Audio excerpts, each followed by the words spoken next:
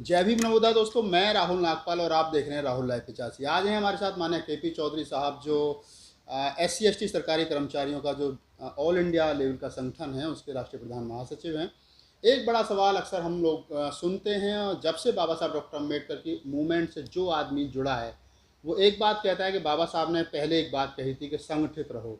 कितने लोग संगठित हैं? घर घर में संगठन और जेब जेब में विजिटिंग कार्ड, गली के बाहर एक होर्डिंग और होर्डिंग पर एक नाम और नाम के नीचे राष्ट्रीय अध्यक्ष।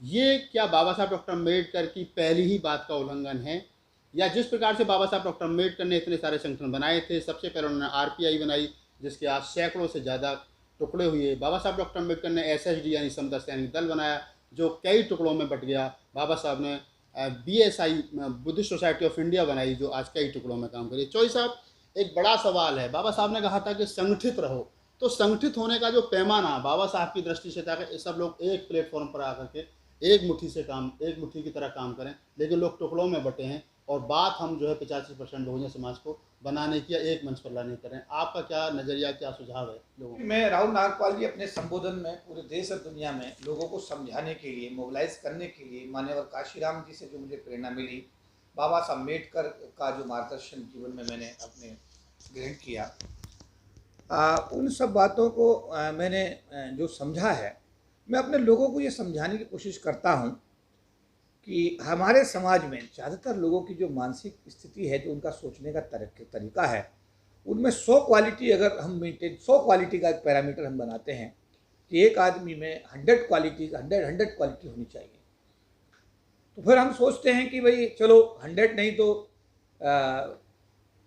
और थोड़ी कम हो जाए। तो हमने देखा कि हमारे हर आदमी में 98 क्वालिटी है।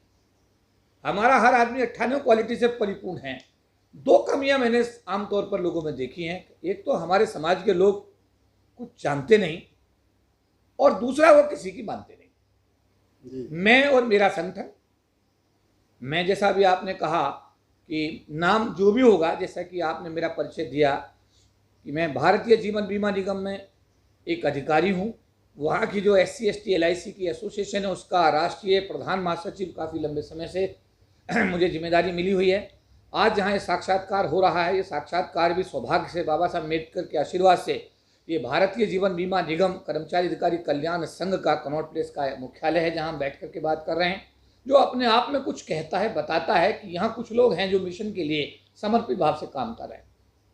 हमने बहुत जगह गए, बहुत लोगों के दफ्तर देखे, बहुत जगह मिलने गए, बहुतों ने हमें बुलाया, तो हमने देखा कि निराशा ज़्यादा होती है। लोगों का काम जिस तरीके से वो बोलते उस तरीके से नहीं होता है। एक मेरा संगठन और मैं उसका राष्ट्रीय अध्यक्ष, मैं जैसे महासंघ का भी राष्ट्रीय प्रधान महासचिव हूँ। 1997 में जब एक परिसंघ महासंघ बना था तब मुझे जनरल सेक्रेटरी बनाया गया था। उसके कुछ समय बाद मुझको इसका प्रधान महासचिव बना दिया गया। तब से जो आंदोलन हुए, जो भी काम हुए, पूरे देश के लोगों ने देखा, पूरी दुनिया के लोगों ने देखे। आपके काम जो आप कर रहे हैं उसको आपके अलावा बाकी आपका समाज जब रिकॉग्नाइज करता है तो लगता है काम सही दिशा में जा रहा है। टुकड़े होने का कारण जो लोग टुकड़ों में बिखर रहे हैं और अपनी अपनी संस्थाएं बना रखी हैं, इसका मतलब आदमी की जो व्यक्तिगत ईगो फैक्टर को मान करके चले, एक दूसरे के साथ काम करने को तैयार नहीं है, एक दूसरे के साथ आने को तैयार नहीं है। इसके पीछे जो मेन कारण है वो क्या है? आप तो लंबे समय से, जैसा मैं अभी यहाँ पर एक लोकसभा के मेंबर ऑफ पार्लियामेंट थे, जाति से ब्राह्मण थे, उनका कोई अपना काम था और उनका काम 1 साल से नहीं हुआ, तो मेरे पास आए। किसी ने कहा कि अगर LIC का कोई कार्य है तो आप वहाँ जाइए, वहाँ हो सकता है। वो यहाँ बैठे, उनका काम 1 घंटे के अंदर जब हो गया तो उनकी क्यूरियोसिटी हुई कि ये दफ्तर किस चीज़ का है। तो मैंने उनको कहा ये SC ST समाज का दफ्तर है। तो उन्होंने कहा क्यों मजाक कर रहे हो? तो मैंने कहा क्यों मजाक आप? मैंने कहा आप भाऊ जी, आपको मजाक कैसे लग रहा है? कह रही SC ST समाज का ऐसा दफ्तर हो ही नहीं सकता। तो मैंने कहा देखिए, आप जिधर भी देखें बाबा साहब अम्बेडकर विद्वान हैं, यहाँ पर जो महात्मा ज्योतिबा फूले का फोटो लगा हुआ है, यहाँ पर भगवान बुद्ध का फोटो लगा हुआ है, यहाँ तो बाबा साहब अम्बेडकर ही विराजमान है। तो बाबा साहब का इतना बड़ा स्टेच्यू लगा हुआ है पीतल का। तो मैंने कि आप, और जब मैं कह रहा हूँ कि मैं KP Chaudhary SC ST association का राष्ट्रीय प्रधान महासचिव हूँ, तो और ये दफ्तर में मैं बैठा हुआ हूँ, तो आपको इसमें संदेह क्यों है? तो उन्होंने कहा कि मेरी उम्र 80 साल हो गई है। मैं 2 बातें कहना चाहता हूँ, या तो मेरा 80 साल का तजुर्बा फेल हो रहा है, या फिर ये आप झूठ बोलो, ये दफ्तर SC ST समाज का नहीं हो सकता। तो उनका जो दृढ़ विश्वास था, मैंने उनसे पूछा कि आपका इतना जो बड़ा विश्वास है, इसका आप मुझे कारण तो बताइए। तो उन्होंने कहा बिल्कुल सही बात है, मैं आपको उसका कारण बताऊंगा। उन्होंने कहा कि पहली बात तो इस समाज में सोच नहीं, अगर इनमें सोच हो जाए तो इनमें सलूक नहीं, क्योंकि अगर ये किसी चीज को बना लेते हैं तो बनाकर मैंने इतनी विचारधारा में इनके में इतनी तकरार है कि उसका ये झगड़ा कर देंगे, कोर्ट केस कर देंगे, कोर्ट उसे सील कर देगा, और वो जो इनकी चीज बनती है वो सब खत्म हो जाती है, बर्बाद हो जाती है। क्या है, इनमें सोच नहीं है, दूसरा इनमें आपस में एक दूसरे के प्रति समर्पण नहीं। समझे बात आप? तो ऐसा है, इस सब के बावजूद, समझे नहीं बात आप, इसलिए मैं ये कह रहा हूं कि ऐसा दफ्तर नहीं हो सकता, मेरा ये मानना है। तो मैंने कहा बाबूजी आप अपनी सोच को आज बदलिए, ये दफ्तर आज है, कनॉट प्लेस के अंदर है, और ये SC/ST बिरादरी का दफ्तर है, जहां पूरे देश और दुनिया के लोग आते हैं, अपनी बात कहते हैं, और आज से नहीं है, ये वर्ष 1997 से आज तक चल रहा है। तो जैसा आपने बताया कि लोगों को विश्वास नहीं होता है जब वो आपके दफ्तर को देखते हैं कि शेड्यूल कास्ट का इस प्रकार का दफ्तर या इस प्रकार की यूनिटी हो सकती है, लेकिन मेरा जो सवाल है वो वहीं खड़ा है अभी भी।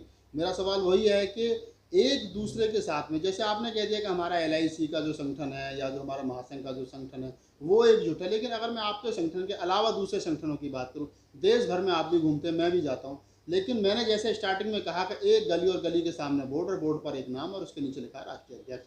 हर आदमी अपनी गली का राष्ट्रीय अध्यक्ष और अपने संगठन को इसका नागपाल साहब, बाबा साहब डॉक्टर अम्बेडकर की जो बाबा साहब ने खुद संगठन बनाए थे, लोगों ने उनके भी टुकड़े करने से बाज नहीं आए। इसके पीछे का जो मेन उद्देश्य, मेन कारण है वो क्या है? मैं बिल्कुल उसी बात पर आ रहा हूं। मैंने जो सीखा है वो मैं समाज के सामने शेयर करना चाहता हूं। बाबा साहब अम्बेडकर का बेटा मर गया, कफन के पैसे नहीं, कहा कोई धोती पड़ी हो डाल देना, गोलमेज सम्मेलन के लंदन रवाना हो गए। अगर वो लंदन रवाना ना होते तो आज जो समाज के अंदर शरीर पर लोगों के कपड़ा आया, जो लोग IAS बने, IPS बने, सरकार की नौकरी में आए, इंस्पेक्टर बने, चपरासी बने, जो लोग गरीबी की रेखा से ऊपर आए, अगर बाबा साहब अम्बेडकर अपने परिवार को देखते तो शायद आज ये जो उनका जो समाज है आज वो इस स्थिति में नहीं होता। बिल्कुल। सरकारी अधिकारी, कर्मचारी या सामाजिक संगठन जो भी हैं, या जो राष्ट्रीय नेता हैं, पार्टी के नेता हैं, जब समाज के लोग इकट्ठे होते हैं, तय होता है कि सब मिलकर के एक पौधा लगाएंगे। एक पौधा लगाया जाता है और सब बड़ी शिद्दत के साथ, बड़ी ईमानदारी के साथ में सब लोग उसको सींचते हैं।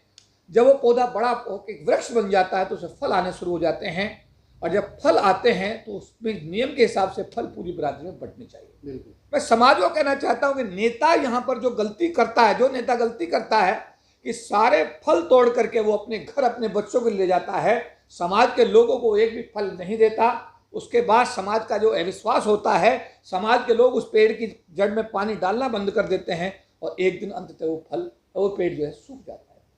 ये जो अविश्वास जिसकी आप बात कर रहे हैं, ये अविश्वास, और इसमें मैं ये बहुत जिम्मेदारी से कहूंगा कि समाज का आम आदमी ये काम नहीं करता है। समाज का आम आदमी हर बार उम्मीद करता है कि कोई नई चीज होगी।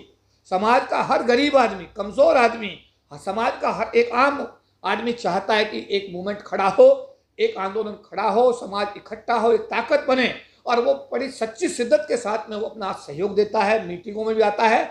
लेकिन जैसे ही ताकत बनती है, और ताकत जब बन जाती है, तो नेता उसको किसी भी पॉलिटिकल पार्टी के दरवाजे पर जा करके लोकसभा का टिकट मांगने के लिए, विधानसभा का टिकट मांगने के लिए, उसे भुनाने के लिए जब जा करके और उसे मिल भी जाता है और वो गुलाम बन जाता है, और 5 साल उसको MP बना करके जब पार्टी लात मारती है, तो ना समाज का रहता और ना उस पार्टी का रहता। ये गलती BP मौर्य साहब जो हमारे बहुत बड़े नेता थे, उनसे भी जाने अनजाने में हुई। और हमारे जो ये और जो नेता जिनकी बात हम छोटे हुए नेताओं की बात कर रहे हैं, ये तो रोज इसी चक्कर में रहते हैं, हाथ में कटोरा लेकर के, ये रोजाना कटोरा लेकर के भीख मांगने का काम करते हैं, समाज को गुमराह करने का काम करते हैं, समाज को ठगने का काम करते हैं, समाज के साथ धोखा करने का काम करते हैं। इसीलिए ये जो दुर्दशा है आज हमारे समाज की पूरे देश के अंदर देखी जा सकती है। आप सीधे सीधे जो समाज के नेता हैं उनको जिम्मेवार मानते हो, और आपका कहने का मतलब है कि जो समाज के नेता जब समाज विश्वास करता है तो बिक जाते हैं। कोई एक ऐसा कारण या कोई आपकी मन मस्तिष्क में ऐसा कोई विचार हो या जो आप हमारे साथ साझा करना चाहते हो, जिससे कि आने वाली जनरेशन में जो नए नेता आ रहे हैं वो ऐसी गलती ना करें और वो तमाम एक प्लेटफॉर्म पर आकर के बहुजन समाज बनाने का काम करें, या किस प्रकार से हम एक यूनिटी के साथ में आकर के वो हम इस लड़ाई को लड़ सकते पूरी ईमानदारी के साथ में? जब कोई कार्यकर्ता आंदोलन के धन को अपने घर में इस्तेमाल करना शुरू कर देता है, ये बड़ी बेसिक बात है, जी। शायद समाज के लोग इसे समझने की कोशिश करेंगे। जब सामाजिक आंदोलन का पैसा नेता अपने घर में प्रयोग करना शुरू कर दे तो ये समझ लो कि आंदोलन समाप्ति की तरफ चला जाता है। हमें यह अंतर स्थापित करना पड़ेगा। समाज का जो आंदोलन है, उस आंदोलन के जो आवश्यक सामग्री है वो दो चीजें हैं।